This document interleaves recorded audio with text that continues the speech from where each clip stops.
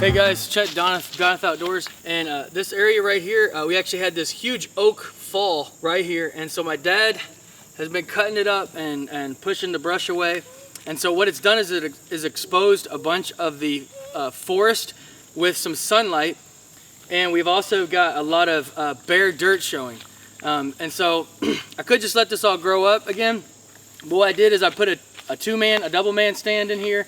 I'm gonna throw some attractant down, and then we're gonna throw some seeds down here and see if we can't get like this little tiny micro food plot in the middle of the forest.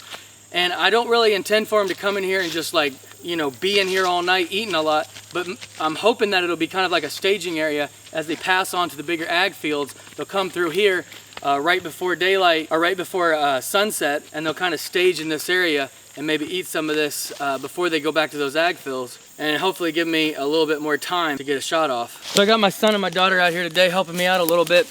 What I'm gonna use for this is this throw and go no-till forage. So basically this doesn't get a whole bunch of sun, like I said, so this is a little bit shade tolerant. It has forage clovers, rape brassicas, and some ryegrass in it. Kind of a good little mix here. And what's really great about this is I don't actually have to till this in. I've got bare dirt right here, so I don't have to spray it with glyphosate or anything like that.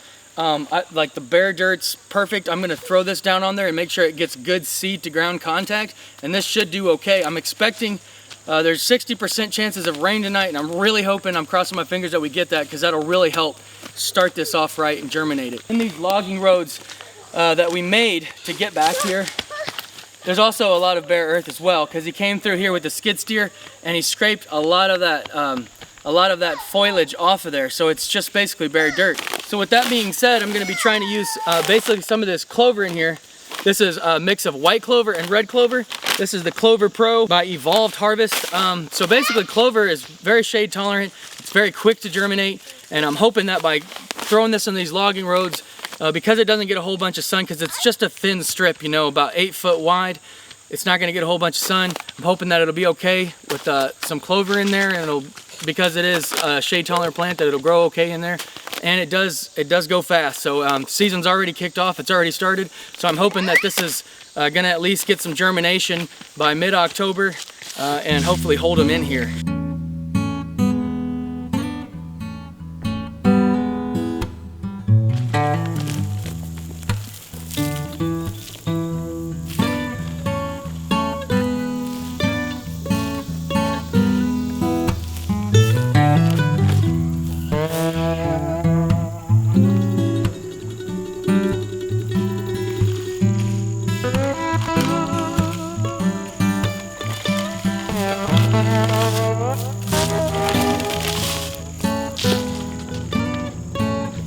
We have the base of this tree here, right next to about 5 or so yards away from the tree stand. So we're gonna try this Boost 73 Premium Whitetail Attractant. This is the Acorn.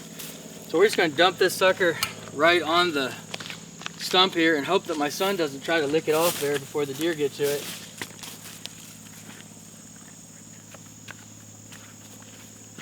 I'm hoping this just kind of provides like a little bit of an attractant to this spot initially.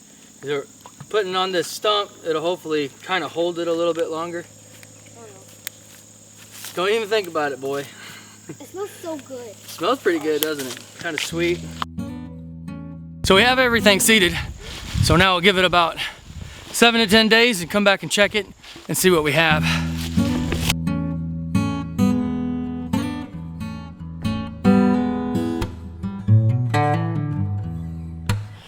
Hi guys, it's October 29th, and so I hunted out of this ladder stand this morning because I haven't hunted it yet, and because I was really curious to see how my throw and go food plot was doing. I couldn't really tell when I walked in here this morning, but sitting in the deer stand I could tell there was a lot of greenery, which was really great. And then when I actually got down and I can see, so let's take a look at this. So all this grass here, this green stuff, it's kind of like this feathery grass. So that would be your ryegrass. And then when you take a little bit of a closer inspection here, underneath of all that ryegrass, we have a ton of seedlings emerging. So those will be your brassicas and your clover. And all of the species, or all of the seeds that were in the blend, it appears that they're all coming up. and they're all coming up very well. So we've got 2 periods of rainfall since I put it out about 2 weeks ago. Since then, we have excellent growth. You can kind of see the canopy. There's a pretty good canopy, but there is a little bit of openness, exposure. But what's hurting us a lot on the shade is there's this hill over here and these trees. So these trees, they're not huge trees, but they're up on this hill, and so that's over there is the south, right? So the sun's going to kind of come more of like at a southern angle. You're going to get more sun like on a southern slope. So this is actually a northern slope, and we have these trees that are kind of blocking us. So as you can see, like the sun is coming up. It's about 8 o'clock right now, so it's still early morning, but it's not getting very much sun. So if I had to estimate, during midday this will get a little bit of sun, but I'd say probably 3 to 5 hours of sun a day. So not a lot. There's not a lot of nutrient rich for deer forage that can survive, like a food plot mix where you're able to actually grow something, reliably with just 3 to 5 hours of sun. So I'm super impressed in that regard. Also, there was no tilling. We didn't disc this. We can't get a disc back here. Sometimes I've been known to take my garden tiller and come out here, but I have not done that. So no tilling at all. So this is basically was just bare earth. My dad came in here with a skid steer. He cleared a lot of this brush. This tree up on top of this hill here had fallen down, and it had sat there for about a year. So a lot of this vegetation was kind of dead from having that tree on top of it. So that tree got all cut up. So there's a lot of exposed soil. And so that's all we had to work with, was exposed soil and 3 to 5 hours of sun. And so in this application, this throw and go seed mix has worked perfectly for what it was designed for. I mean, this is the type of thing that it was designed for, and it's just worked fabulously. I'm gonna go ahead and rate it an 8 out of 10. And the only reason I'm gonna rate it an 8 out of 10 and not a full 10, just because it's a little bit patchy. It's not coming up everywhere. Now that could be the way I distribute it. It could be my fault, and I will take that into account. But as far as, like the rating, 8 out of 10, I mean, it worked exactly like it was supposed to do. It didn't have a lot, when you have full sun, you can do so much more, so many more types of blend.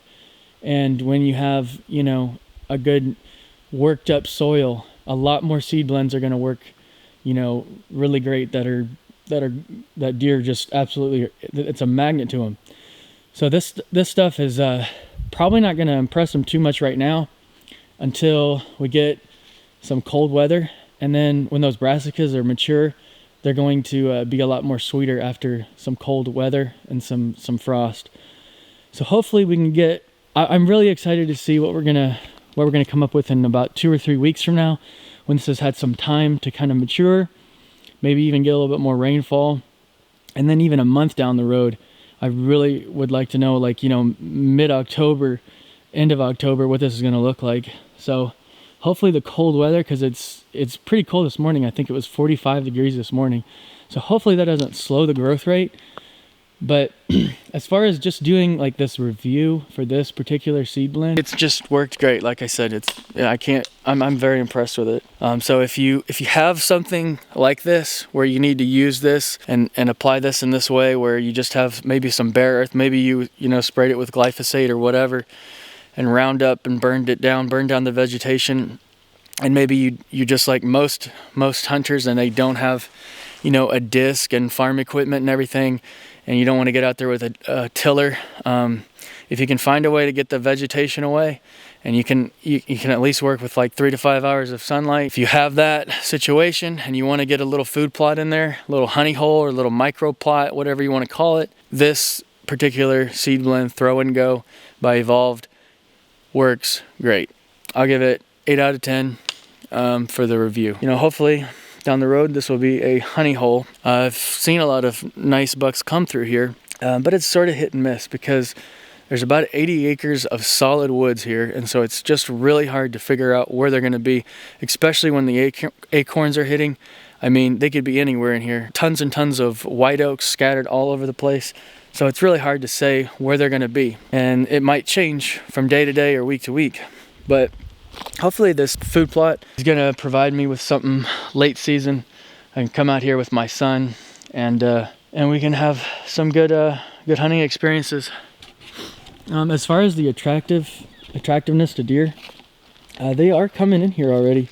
You can see there is already, a lot of prints and stuff, hoof prints all over the place here. So they're coming in here and they're investigating this, and hopefully they'll have some time before they start mowing it down, to mature a little bit. As I said multiple times, I'm pretty impressed with the seed.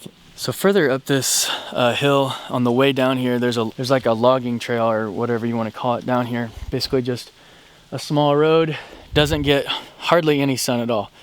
I mean, I would say almost zero, maybe just like splotches here and there of it coming through the canopy. So in here I put this clover, if you remember, and so I'm coming back here and very, very pleased with tons of seedlings coming up. And so hopefully this grows in fairly well and fairly thick. It's all the way up here, especially in the middle here.